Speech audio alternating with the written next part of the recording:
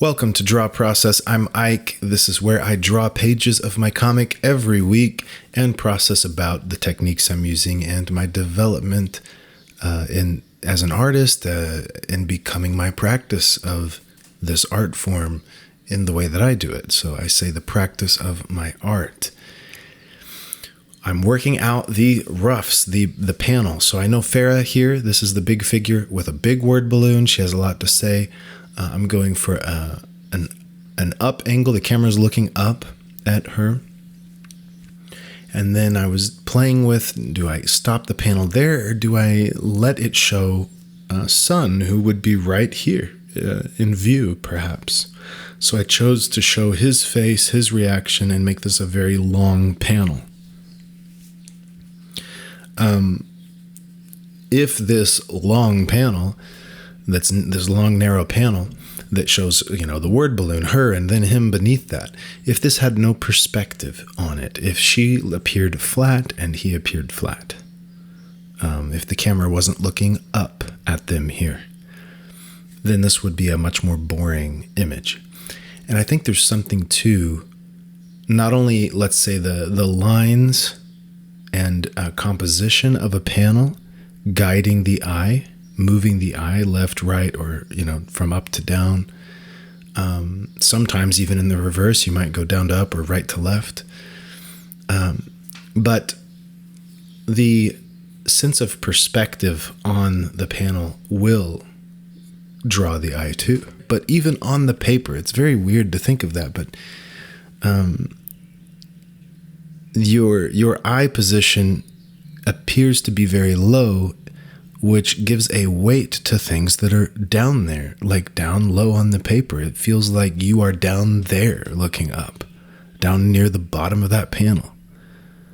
That in itself will create a sense of force that is pulling you, down to look down that panel.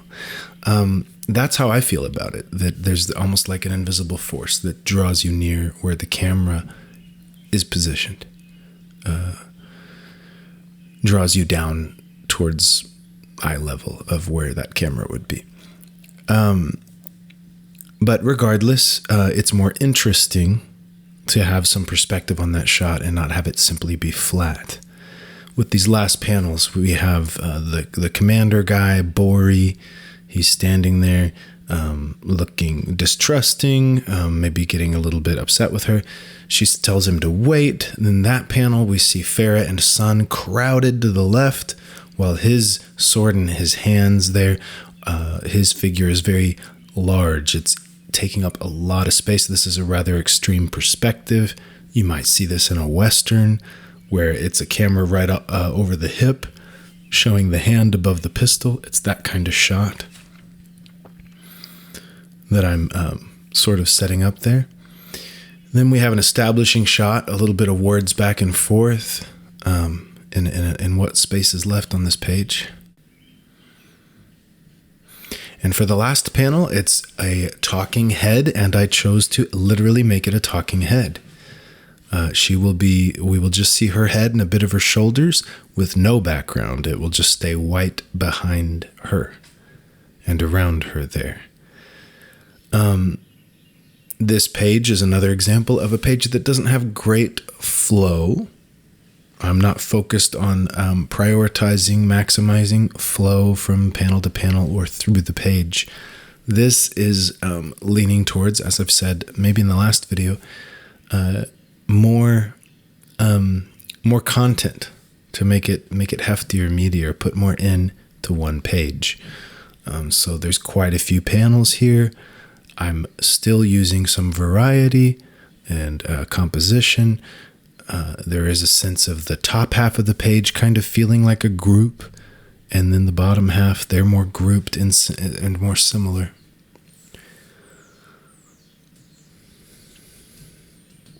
The word balloons, the word balloons have an incredible weight to them.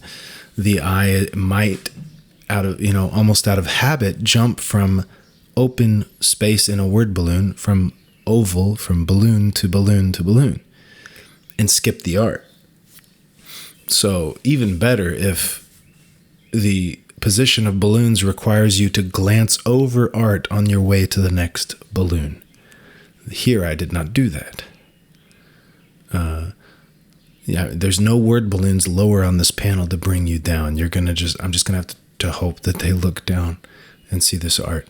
And then we would go immediately to the next word balloon on panel 2, which flows down into the next word balloons. There's no word balloons in the 4th panel, the 3rd one in the vertical row on the right. I chose to give a moment of just reaction with them thinking of what she's saying. No words at this moment. Slow down the pace. This works because at this point, you can't skip that panel. It's in the way of going to the 5th panel. So your eye's definitely going to not skip it. If I made the wordless panel the middle of these 3 on the right, then you could have kind of skipped it. So all kinds of little tricks about am I communicating well? Does it feel right? Do I think that their eye is going to do what I think it's going to do? Their mind, is it going to track the way I think it will? So now the final pencils, they're still pretty rough, but I'm coming in and finalizing the pencils before I ink.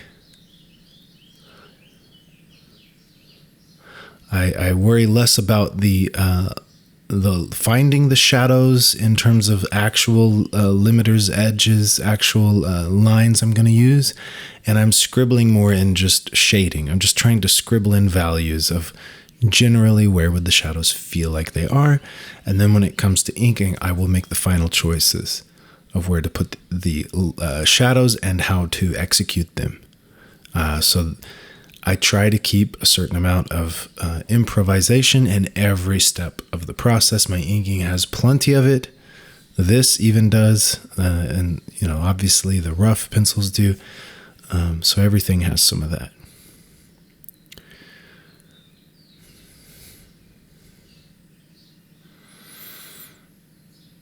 These pages here, they're kind of the talking head pages, which can feel boring. I don't want to slow them down and take more pages to get through it. So I still want to squeeze a lot of panels in. Make sure I take my time so that you can see reactions, get those pauses in between, but not slow it down really and make it take more pages of just talking. The word balloons become large the way that I've written this page. Large word balloons, they're dictating, they're controlling, they're limiting my options in terms of panel composition and page flow.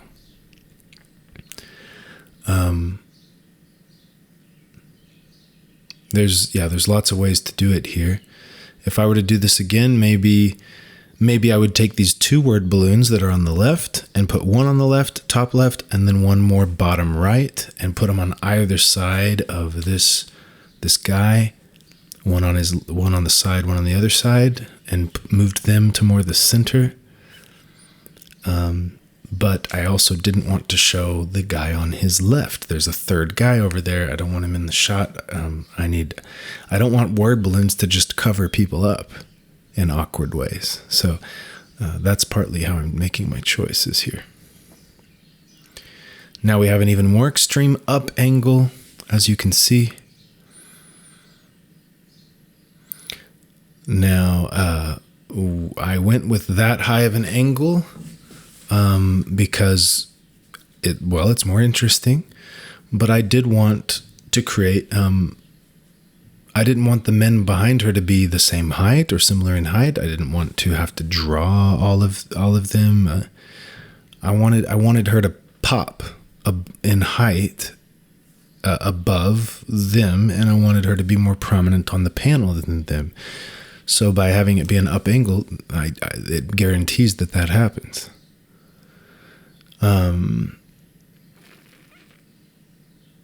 And it means that I won't have to draw any of the boat. I won't have a horizon that's so high that you're going to see the tail end of the boat coming up. behind her because that would be awkward. I'm trying to avoid awkward pieces of background elements coming into view.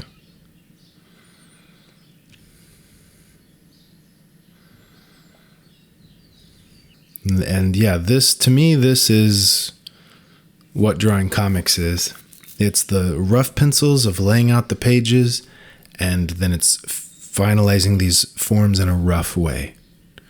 That's all it is. Everything else is just how you dress it up, which you can determine for yourself based on taste, based on the market that you're considering, your skill level, the time you have to apply to it. But this is the core of it, and this is the thing that I want to focus on and spend most of my time doing.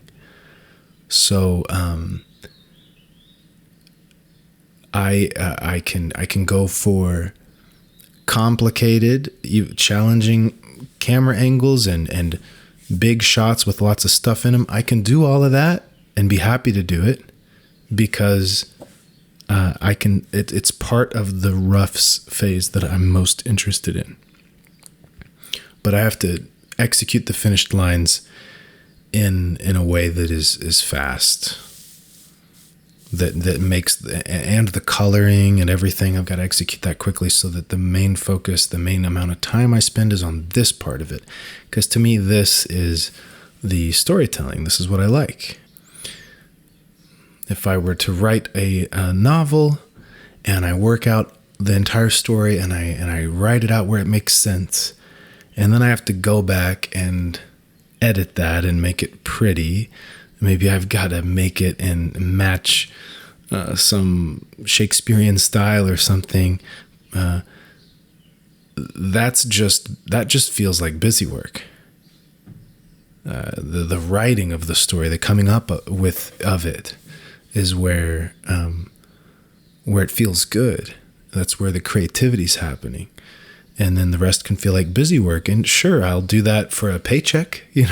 I'm willing to do some busy work, but I don't want to do too much of that. If I were to write novels, I would want to rough out my story in a way that's close to the finished version, by maybe finding my voice so that I don't have to go back and redo it. And that's the sentiment, that's the spirit of how I want to do my comics, that these rough pencils are getting close to how I want it to look finished. So there's not too much more to do. At the time of drawing this page, I had been drawing less frequently. Lately, I have been drawing less frequently. And just now you may have seen my camera come into view in the shot here. That's because I was taking a picture of the dialogue that I wrote here, because I'm about to erase it when I ink, so I didn't want to lose that. So I take a picture of it and use that to help me digitally put the dialogue in Clip Studio.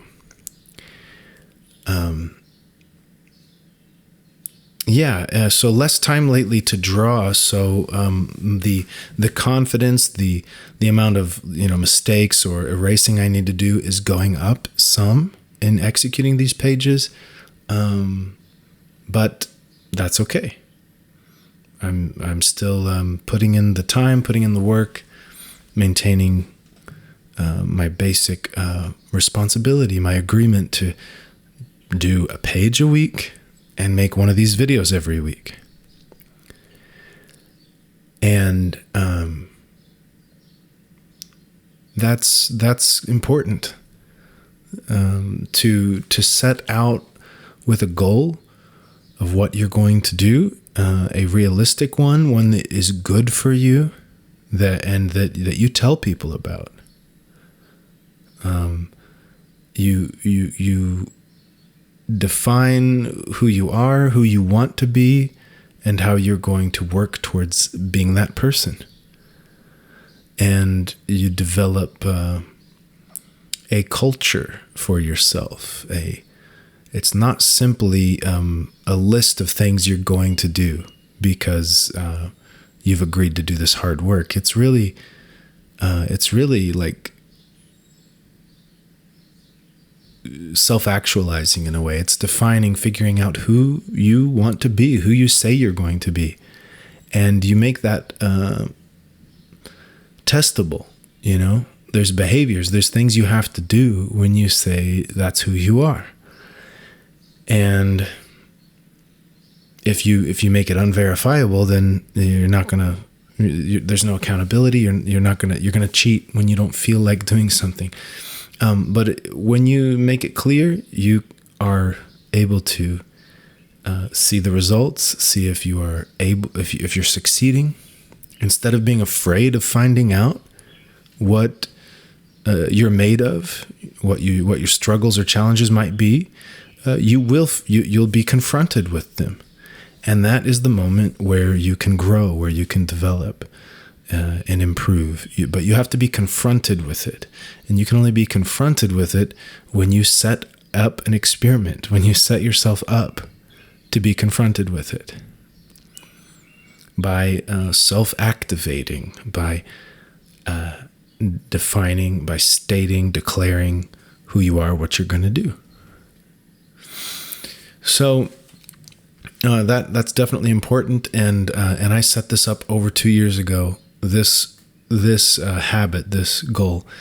Sometimes it's been very fun. It's been I'm even ahead on the goal of doing even more than 1 page a week. And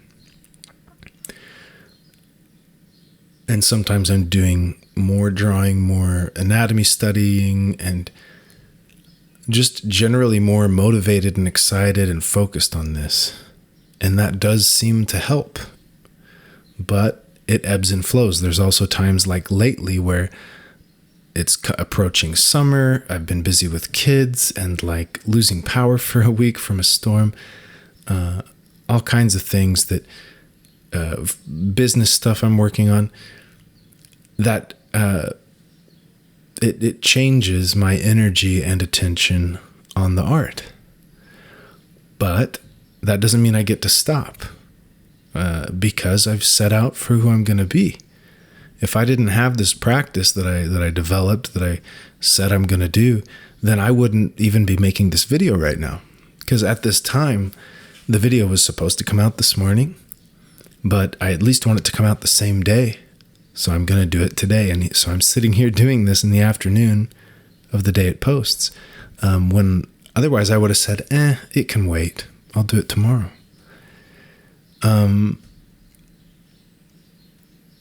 It keeps me in line, and learning about, what I'm made of, why I can't follow through with the things I say I'm going to do, that kind of thing, so that I learn and improve.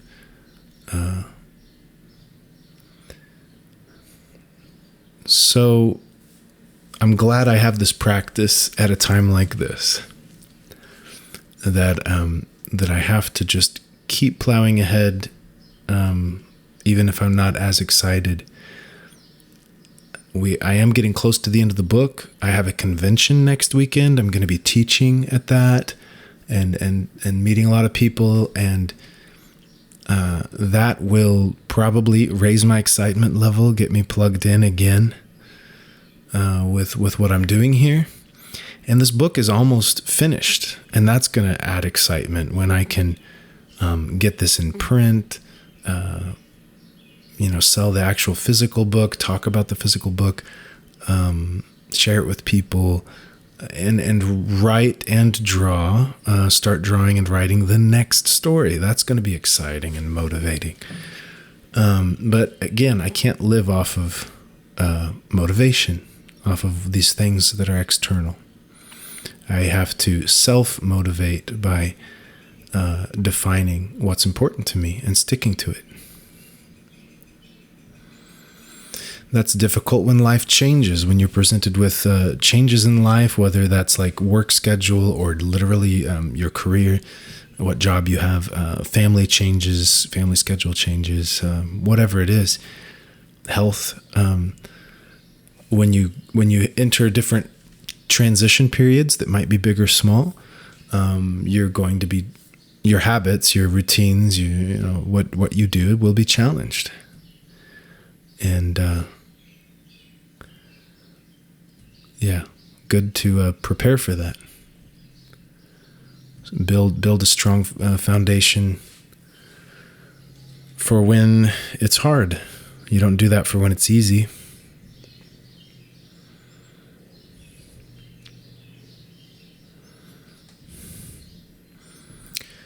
This scene has a lot of people in it, a lot of figures.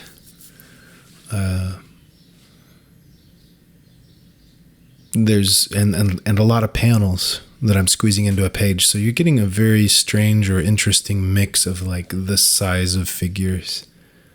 Sometimes they're very small on the page. Like last page, they were very small, just a shot of the entire boat, but you could still kind of make out the characters and where they were. And then you have a panel like the second to last one where the people are still pretty small, stick figure almost. And we still managed to set up a shot where you can see where everyone is, but not the camera's as close as far away as it can get, and still be able to see the figures and still have a shot that frames things. It's not simply just showing the entire boat with the little figures on it. I'm using the figures on the end to frame the composition, to frame the most important part, which is Farah and Sun facing off against Bori, and the words are just filling the space between them. They're really like pressing into each other using their words, framed around on both sides by the other soldiers. So they feel crowded in this space, even though they're not. They're in a quite open space on the boat. And that's from my choice of how I framed the panel.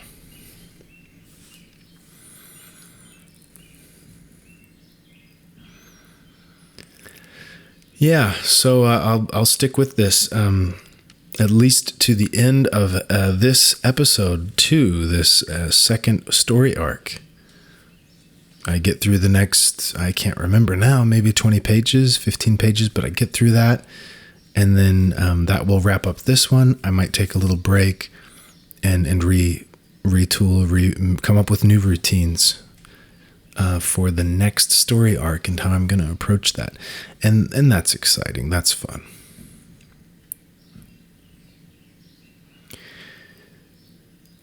And we have some fun things happening at Clever Kaiju. That's the art community I'm a part of.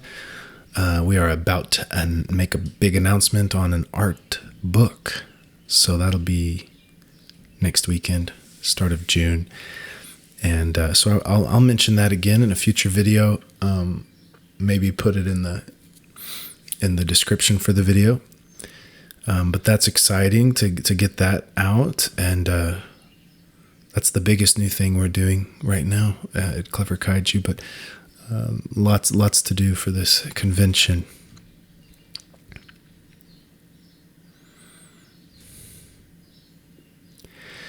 Okay, so yeah, I'm really getting this rough, messy inking. I'm really getting comfortable doing that, and it's definitely rough and messy. It's much like my pencils. But it's clear enough, you know.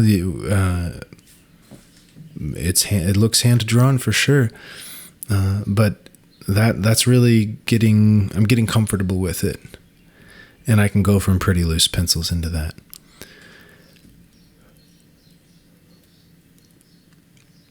My goal would be black and white issues, starting with the next story arc.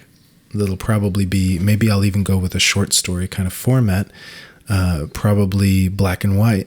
So my inks having good contrast from like open spaces to really dark, light to dark, and conveying a lot of information without the need for color. That kind of stuff is becoming more important. So I'm making sure to rely on my inks now, just for practice, for when I don't use color. But for now I did, so you will see this with the color here. This page with the color. I use a light layer and a shadow layer to help punch things up, create more contrast, bring some things forward, some back.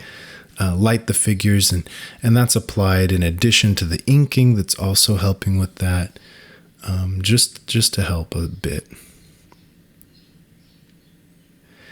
But I'm here. I'm kicking. I'm continuing along,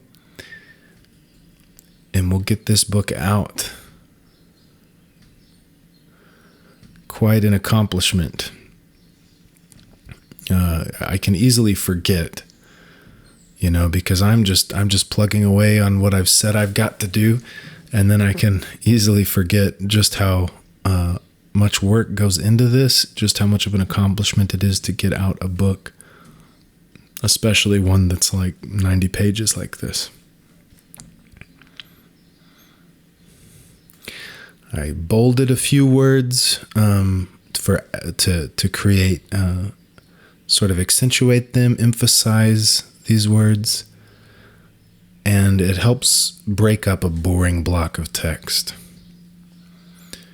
And big reveal at the end here. She's saying, "Hey, I want the boy will duel. He'll fight your two best men with barehanded, no weapons, and he'll still win." So this is her ploy, without really asking Sun for his permission. This is her ploy, to hopefully be able to convince these soldiers to go against their orders, that's a lot to ask. But she doesn't have much she can try at this point. That's it for this week. See you next week.